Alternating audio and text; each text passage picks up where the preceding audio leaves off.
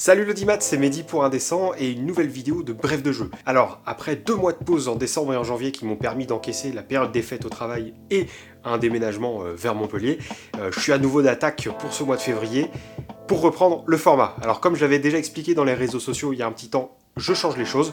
Il y a une vidéo par jeu désormais et je continue à attribuer mes coups de cœur sous la forme d'un article sur notre site web. Allez, sans plus tarder, on passe au jeu dont je vais te parler aujourd'hui, encore de chez les Space Cowboys. C'est parti!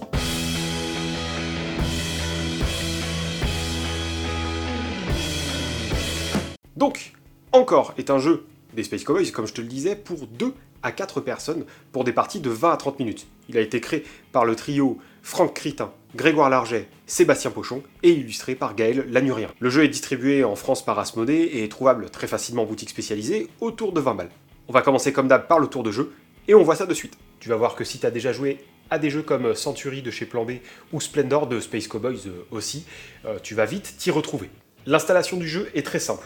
On a les 5 jetons ressources, plus un 6e jeton ressource un peu spécial qui servira à déclencher des actions bonus.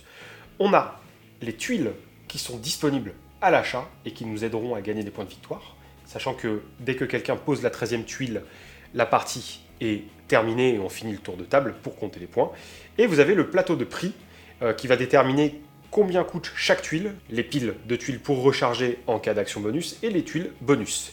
A noter que les prix et les combinaisons de prix changeront à chaque partie puisqu'il s'agit de trous dans lesquels on met des versions miniatures de ces ressources. Alors comment faire un tour de jeu? C'est relativement simple, tu as 2 actions possibles et il faudra n'en faire qu'une.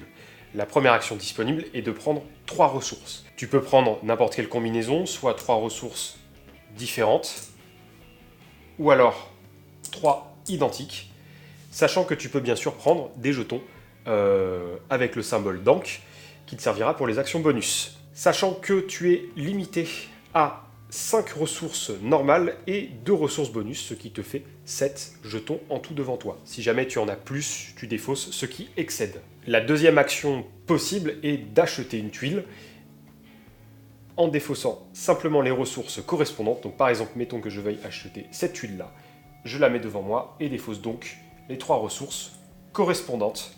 A noter qu'on ne recharge pas la tuile qui vient d'être achetée. Pour ça, il faudra faire une action bonus. Chaque tuile achetée doit être placée de manière adjacente à une autre du plateau, comme ceci. On ne peut pas jouer en diagonale ou en poser une en dehors du plateau. Alors tu as quelques spécificités.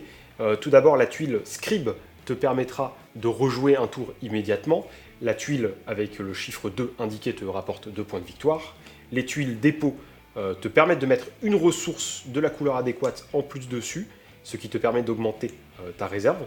Et ensuite, les tuiles animales te permettront de faire des combinaisons, car si 5 d'entre elles sont identiques et adjacentes, tu gagnes immédiatement un bonus de 3 points de victoire. De même, si 5 tuiles de la même couleur sont adjacentes, les 3 points de victoire sont également pour toi. Alors, comment utiliser les actions bonus? Eh bien, il te suffira de défausser un jeton Ankh avant ou après ton action principale afin de déclencher cela.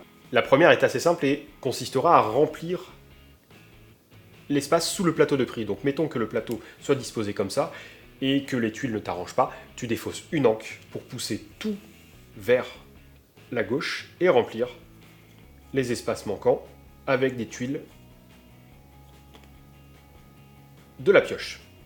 La deuxième action bonus possible, à condition de défausser ton Ankh bien sûr, consiste à déplacer une tuile de ton plateau vers n'importe quel endroit de ton plateau. Donc par exemple, si je veux faire ma petite combinaison avec le même animal adjacent, je peux faire cela. Je peux activer tout cela dans l'ordre que je veux.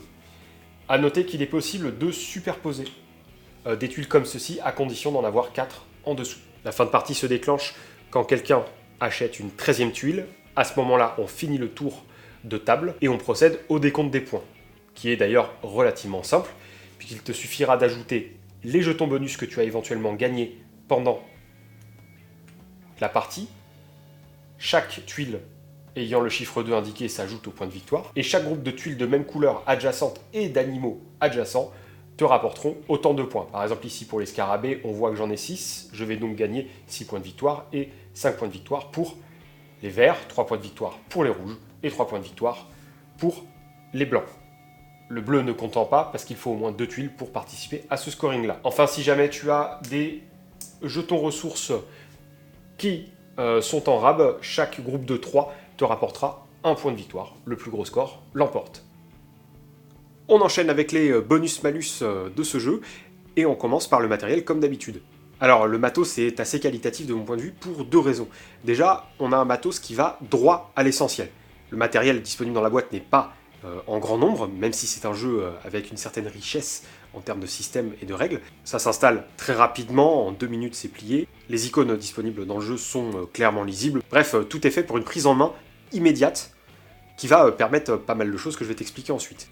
Et puis, la qualité du matériel est top. Alors c'est vrai qu'on est habitué à la qualité du côté des Space Cowboys, et ici ils ne dérogent pas à leurs habitudes avec un matériel de bonne qualité dans Encore.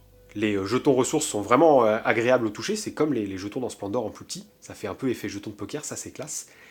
Et il y a le plateau de prix qui est vraiment très bien pensé, avec les coûts qui vont changer d'une partie à l'autre. C'est bien pensé et malin, et ça va permettre une bonne rejouabilité, comme je vais te l'expliquer ensuite. Seul malus du jeu en la matière, les illustrations. Alors, elles ne sont pas mauvaises, elles ne sont pas moches, elles ne sont pas mal finies, ça n'est pas de ça dont il s'agit, c'est juste une histoire de goût personnel. Personnellement, j'accroche pas trop au style. Bon, ça m'a pas empêché de jouer, loin de là, ça ne m'a pas dégoûté non plus, mais voilà, ça m'a un petit peu fait tiquer. On passe aux règles, et premier point fort, la fluidité du jeu. Ça joue en 20-30 minutes, une lecture de la notice et tu n'as aucun problème à interpréter les règles. Le jeu fait vraiment plus fort que Splendor en la matière, et tu vas même pouvoir enchaîner les parties plus facilement. Bon, la notice aide vraiment beaucoup, hein, il y a de très bons exemples, elle n'est pas très longue, il n'y a rien à dire là-dessus. Et enfin, il y a le nombre de personnes à table qui va importer assez peu. Que tu sois 2, 3 ou 4, ça va être aussi qualitatif. Le jeu a même été pensé pour 2, puisqu'il entre plus ou moins dans la gamme de joueurs de l'éditeur, avec Jaipur, et d'autres productions à venir. Ça n'est pas un jeu qui te permet faussement de jouer à 2. Côté rejouabilité, eh bien, comme je te le disais, on enchaîne les parties assez facilement. Il y a la mise en place très facile qui permet ça, qui n'est pas prise de tête et qui permet de t'en faire 3-4 parties de suite. Mais il y a aussi le fait que les coûts de chaque tuile vont changer d'une partie à l'autre, et la répartition de telle ou telle ressource. Ce qui va te forcer à changer de stratégie d'une partie à l'autre, et ça c'est un gros plus aussi. Alors après, est-ce qu'il a autant de rejouabilité que Splendor ? Alors je pourrais répondre fermement et définitivement qu'après avoir joué autant de fois à Encore qu'à Splendor, ce qui n'est pas pour demain, mais j'ai vraiment le sentiment que oui. Alors pourquoi est-ce que je te parle de Encore des Space Cowboys dans cette vidéo de bref de jeu ? Eh bien simplement parce que j'apprécie beaucoup ce que fait l'éditeur, que ça soit Time Stories, les rééditions de Sherlock Holmes Détective Conseil, ou encore Splendor, comme je le disais plus tôt. C'est un éditeur qui produit des choses globalement très qualitatives, et je te conseille d'ailleurs de lorgner du côté des jeux enfants sous le label Space Co. Ensuite, j'aime bien jouer à la maison à 2, et donc je cherche à renouveler le cheptel de jeu avec ce critère-là, et le fait qu'il soit vraiment aussi confortable à 2 qu'à plus, rajoute un plus parce qu'on peut même y faire jouer des potes et à peu près n'importe qui, même des gens qui ne jouent pas beaucoup, puisque les règles sont vraiment très simples. Bref, une petite boîte, mais vachement costaude, qui devrait te donner pas mal d'heures de jeu, très sympathique. Je pense qu'il va squatter pas mal de mes soirées jeux à l'avenir, il a déjà commencé un peu à le faire d'ailleurs. Et bien c'est désormais la fin de cette vidéo de bref de jeu qui était dédiée à Encore des Space Cowboys. J'espère qu'elle t'aura plu, et si c'est le cas, lâche un pouce bleu, ça serait vachement sympa. N'hésite pas à partager cette vidéo sur les réseaux sociaux de l'internet mondial, et à t'abonner en cliquant sur la petite cloche pour recevoir les notifs. Sache que tu peux interagir avec nous dans les commentaires situés sous la vidéo, et que c'est aussi possible sur notre Facebook, Twitter et Instagram. D'ici à ce qu'on se retrouve dans une prochaine vidéo ou un prochain podcast, il ne me reste plus qu'à te souhaiter une excellente journée, soirée ou nuit selon l'heure à laquelle tu m'écoutes. À la prochaine!